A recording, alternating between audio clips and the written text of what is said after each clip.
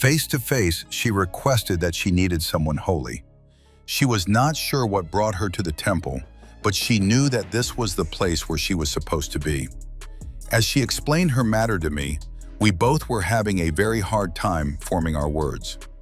At one point, she even became dizzy and needed me to support her from falling. During the entire exchange, we never took our eyes off of each other. As my thoughts surfaced, it was clear to me that my ego craved something unholy. I took her into the temple and listened to her problems, knowing that the blessing I gave her was no more a blessing than I was. My first unholy act was lust, and the second was deceit.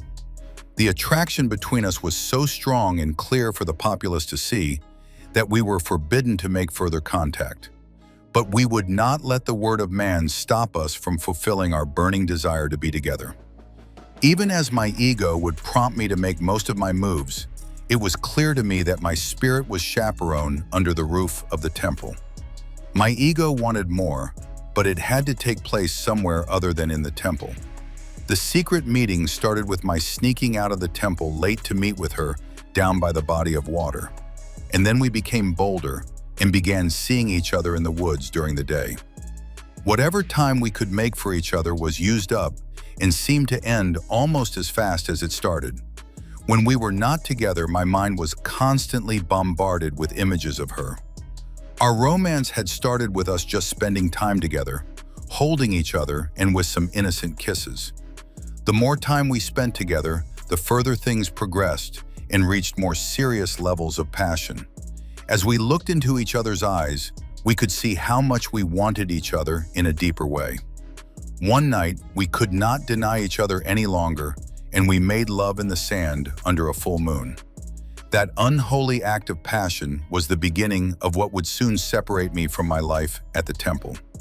That one night of passion under the full moon was the beginning of many, as we became even more intoxicated by each other's presence. There was nothing in the world that was as important to me than the time we spent together under the eyes of nature. I had pledged my heart to belong to her forever, and I could only pray that my soul would not suffer for that. After many late-night rendezvous, she soon became pregnant, and I knew that my world was about to change even more. As much as our lives were becoming complicated, we were still very happy and very much in love. The news about her having my baby only brought more pleasure to my heart, and I felt like I was the most blessed man walking the face of the earth. But I was still faced with the matter of my obligations at the temple. I continued my duties at the temple and was soon called to the chambers of one of my superiors. He informed me of my recent lack of attention being given to my duties. I was requested to appear before the heads of the temple in an attempt to get me back in the service of the Spirit.